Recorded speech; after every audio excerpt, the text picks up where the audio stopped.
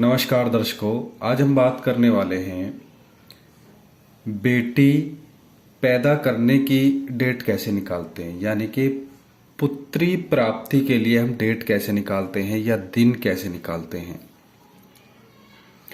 बहुत से ऐसे लोग होते हैं कि जिनको पहले से पुत्र होता है या फिर नहीं भी हो तो वो बेटी पैदा करना चाहते हैं या उनकी इच्छा रखते हैं। तो यह वीडियो उनके लिए ही है। इस वीडियो का बनाने का हमारा ये अर्थ नहीं है कि हम किसी प्रकार का लिंग भेदभाव को बढ़ावा दे रहे हैं। ये एक प्योर एस्ट्रोलॉजी है। कोई चाहे तो इसका प्रयोग कर सकता है और अपनी इच्छित संतान की प्राप्ति कर सकता है। कृष्ण पक्ष या फिर शुक्ल पक्ष में पुत्र प्राप्ति की डेट कैसे निकाली जाती है एस्ट्रोलॉजी के अकॉर्डिंग, वो वीडियो पहले से ही उपलब्ध है। दर्शकों, पुत्री प्राप्ति के विषय में सबसे पहले आपको अपने पक्ष का चुनाव करना है, कृष्ण पक्ष या शुक्ल पक्ष। पहले भी मैंने वीडियो में बताया हुआ है कि YouTube पे एक भ्रम फैला हुआ है कि भाई पुत्र प्राप्त होगा तो वो केवल शुक्ल पक्ष में होगा। ऐसा कुछ नहीं होता है, उसका भी मैंने रीज़न बताया हुआ है। प्रैक्टिकल जो मेरा पर्सनल एक्सपीरियंस है वो भी ऐसा नहीं है कि केवल शुक्ल पक्ष में ही पुत्र की प्राप्ति होगी। पुत्री प्राप्ति के लिए या पुत्र प्राप्ति के लिए सबसे पहले है कि आपको अपने पक्ष का चुनाव करना है। दोनों पक्षों में अलग अलग टाइप की संतान होती है। वो वीडियो आपको चैनल पर ही मिल जाएगी कुछ समय बाद कि दोनों पक्षों से, तिथियों से किस प्रकार की संतान पैदा होती है। जब एक बार आप पक्ष का चुनाव कर लेते हैं, क्योंकि पीरियड आगे पीछे होते रहते हैं या किसी के कुछ दिन शुक्ल पक्ष में आते हैं, कुछ दिन कृष्ण पक्ष में आते हैं, तो सबसे पहले तो यही है आपको कि भाई आपको कृष्ण पक्ष की संतान चाहिए या शुक्ल पक्ष की, ये चुनाव आपका है। उसके बाद आता है विषम दिन। जो पुत्र प्राप्ति की जो डेट निकाली जाती है उनका बेस होता है सम दिन, और जो बेटे के लिए या पुत्री के लिए डेट निकाली जाती है उनका बेस होता है विषम दिन। ठीक है, वो हम इस वीडियो में जानेंगे कुछ उदाहरण से कि विषम दिन कैसे निकालते हैं।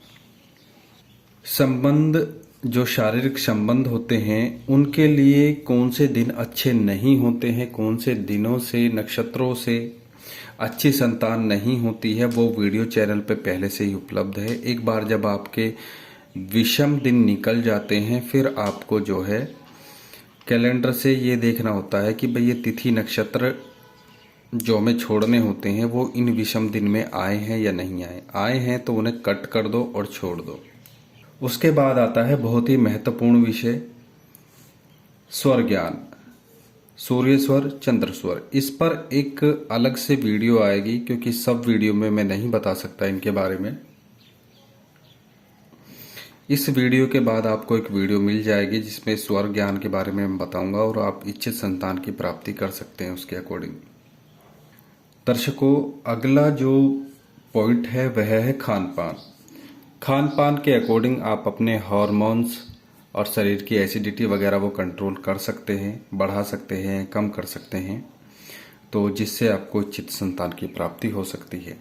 क्योंकि जब एसिडिटी अधिक होती है महिला के शरीर में, तो जो शुक्राणु जिम्मेदार होते हैं पुत्र के लिए वो अधिक समय तक जीवित नहीं रह पाते हैं एसिडिटी में, और अधिक समय तक जीवित नहीं रह पाते तो उस रेस को, उस दौड़ को वो कीट जीतते हैं, वो शुक्राणु जीतते हैं जो पुत्री या फीमेल की प्राप्ति कराते हैं। ठीक है, और वही अधिक समय तक जिंदा भी रह पाते हैं उसमें। एसिडिटी, महिला के शरीर में जो एसिडिटी होती है वो कम या ज़्यादा की जा सकती है खाने के द्वारा, और खाने का शरीर के जो हार्मोन्स होते हैं उन पे भी बहुत असर पड़ता है। तो ये जो टॉपिक है खान पान का, ये साइंस पर आधारित है। जैसा कि हम मान लेते हैं कि मान लो किसी महिला की एसिडिटी बहुत कम है शरीर की या गर्भाशय की, तो जब वहाँ शुक्र कीट जाएंगे तो वो दो प्रकार के होते हैं, एक्स और वाई। तो अधिक एसिडिटी में जो पुरुष वाले शुक्र कीट होते हैं वो अधिक समय तक जिंदा नहीं रह पाते, और जो स्त्री शुक्र कीट होते हैं वो अधिक समय तक इसमें जीवित रह पाते हैं। तो रेस को यही जीतते हैं। तो अंडे को निषेचित यानी कि फर्टिलाइज भी यही करते हैं, फिर जो है उन्हें पुत्र की प्राप्ति हो जाती है। लेकिन जब एसिडिटी कम हो तो इनके लिए एक अच्छा मैदान तैयार हो जाता है, एक अच्छा माहौल तैयार हो जाता है, जो पुरुष कीट होते हैं, और रेस को ये जीत जाते हैं तो पुत्र की प्राप्ति होती है। तो एसिडिटी का कॉन्सेप्ट या फिर खान पान का कॉन्सेप्ट भी हम एक वीडियो में अलग से जानेंगे। इसमें मैंने बेसिक चीज़ें बता दी हैं, तो खान पान के बारे में भी आपको वीडियो मिल जाएगी। इस वीडियो में हम बात करने वाले हैं कि हम पुत्री के लिए डेट या दिन कैसे निकालें, उसके विषय में हम बात करने वाले हैं। दर्शकों, इसके विषय में ऋषि मुनियों ने एक सूत्र दिया है। उन्होंने कहा है कि जो व्यक्ति बेटी अर्थात पुत्री पैदा करना चाहता है तो स्त्री के मासिक धर्म से गिनकर विषम दिनों में गर्भाधान अर्थात संबंध बनाने से होने वाली जो संतान होती है वह पुत्री होती है। इसे और सरल शब्दों में और कुछ उदाहरणों के माध्यम से हम जानेंगे। इनका कहने का मतलब है जिस दिन किसी स्त्री का मासिक धर्म आता है उस दिन से गिनकर विषम दिनों में, यानी कि जैसे 3, 5, 7, 9, 11, 13, 15 इस प्रकार के दिनों में अगर कोई संबंध बनाता है तो उससे होने वाली जो संतान होती है वह लड़की होती है। तो इन्होंने ऐसा सूत्र ऋषि मुनियों ने दिया है। तो इसको सबसे पहले हम एक उदाहरण के माध्यम से समझ लेते हैं। दर्शकों, मान लेते हैं किसी स्त्री का जो पीरियड आता है वह आता है 3 जून 2021 को, और वह पुत्री के लिए, बेटी के लिए डेट निकलवाना चाहती है। तो उसके लिए डेट क्या होगी? सबसे पहले हमारे पास में जून महीने का कैलेंडर होना चाहिए ताकि हम कैलेंडर में आसानी से देख सकें। तो दर्शकों, इस प्रकार हमारे पास में जून महीने का कैलेंडर होगा। तो जून महीने की जो 3 तारीख है उसको पीरियड आए हैं। यहाँ हम निशान लगा देंगे। यहाँ से हम विषम दिन गिनने शुरू करेंगे। विषम दिन जो होंगे तो गिनती हम यहाँ से शुरू करेंगे 1, 2, 3।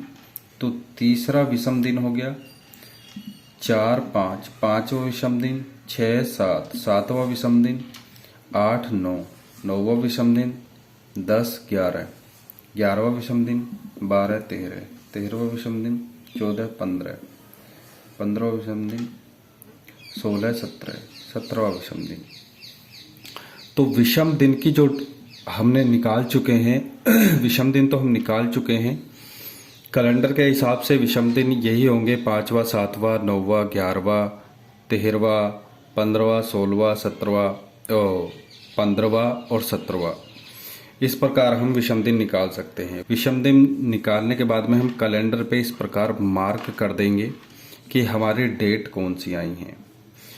तो जिस स्त्री का पीरियड 3 जून को आया है उसके लिए बेटी पैदा करने के लिए डेट होंगी 5 जून, 7, 9, 11, 13, 15, 17, 19 जून। लेकिन शुरू का जो हफ्ता होता है वह संतान प्राप्ति के लिए अच्छा नहीं माना गया है, यानी कि 1, 2, 3, 4, 5, 6, 7 यानी कि 7। तो 10 जून तक वह ट्राई ना करे। 10 जून तक उसे ट्राई नहीं करना चाहिए, क्योंकि 10 जून तो सम दिन पड़ गया तो ये तो वैसे भी छोड़ना पड़ेगा। तो उसके लिए जो सही डेट होंगी वह 11 जून, 13 जून, 15 जून, 17 जून और 19 जून होंगी। पुत्री प्राप्ति के लिए जिस स्त्री का पीरियड 3 जून को आया उसके लिए पुत्री प्राप्ति के लिए 11 जून, 13 जून, 15, 17 और 19 जून होंगी वह ट्राई कर सकता है। इसमें एक समय का और कॉम्प्लिकेटेड स्थान होता है, वो मैंने पहले भी वीडियो में बताया हुआ है। यहाँ भी मैं हल्का सा बता देता हूँ कि जो रात को मान लो किसी के पीरियड आते हैं, दिन में कोई दिक्कत नहीं है, दिन में यही नियम रहता है। अगर 3 जून को दिन में पीरियड आते हैं तो यही नियम लागू होगा। अगर रात को आते हैं, मान लो ठीक शाम को आते हैं, तो भी यही नियम होगा। अर्धरात्रि से पहले तक आते हैं, 9 से 12 के बीच आते हैं, तो भी यही नियम होगा। जब तीसरे क्वार्टर में पीरियड आता है तो 12 से मान लो 3 के बीच में भी किसी के पीरियड आए हैं तो डेट वो ली जाएगी जो 12 बजे से पहले थी। क्योंकि बहुत से लोग कंफ्यूज होते हैं, वो सोचते हैं कि 12 बजे के बाद डेट बदल गई है तो डेट वो ली जाएगी। मान लो किसी को 3 जून को पीरियड आए हैं, वो 12 से 3 के बीच में रात को आए हैं, ठीक है। तो वो सोचेंगे कि भाई 12 बजे के बाद जो डेट लगी है यानी कि 3, तो वो पहला दिन काउंट होगा। नहीं, हमारा जो दिन बदलेगा वो सूर्य उदय के आसपास बदलेगा, ब्रह्म मुहूर्त लगने पे बदलेगा। तो यहाँ डेट जो पीरियड की ली जाएगी वो 2 जून ली जाएगी, क्योंकि अभी हमारा दिन बदला नहीं है। क्योंकि ये जो एस्ट्रोलॉजी है ये इंडियन वैदिक एस्ट्रोलॉजी है। रात के 12 बजे से कोई मतलब नहीं होता है इसका, ठीक है। अगर किसी का चौथे क्वार्टर में पीरियड आया है तो वो ब्रह्म मुहूर्त में आया, तो 12 बजे के बाद जो डेट लग चुकी है वो पहला दिन काउंट होगा, ठीक है। और ये जो 4 हिस्से करे जाते हैं इसका भी एक नियम होता है। मान लो ये मैंने बेसिक बताया, मान लो रात 12 घंटे की है, दिन छिपने से सूर्य उदय तक का जो समय है वो 12 घंटे का, तो इसके 4 हिस्से कर लो। अगर मान लो रात 10 घंटे की है तो भी इसके जो है 4 हिस्से कर लो, तो ये जो है 2.5 घंटे का क्वार्टर बनेगा, 2.5 घंटे के क्वार्टर बनेंगे। इस प्रकार ये पहला क्वार्टर, ये दूसरा, ये तीसरा, ये चौथा, जो ये समय है ये छूट जाएगा क्योंकि इस समय सूर्योदय हो चुका है। तो इसके बारे में मैंने डिटेल में वीडियो बनाई हुई है। पुत्र प्राप्ति की जो वीडियो है उसमें ही ये मैंने कॉन्सेप्ट बताया हुआ है, आप देख सकते हैं। तो इस प्रकार आप जो है बेटी पैदा करने के लिए डेट निकाल सकते हैं। तो दर्शकों, आशा करते हैं यह जानकारी आपको पसंद आई होगी। आने वाले वीडियोस में हम सौर ज्ञान के विषय में भी बात करेंगे। तो तब तक के लिए नमस्कार।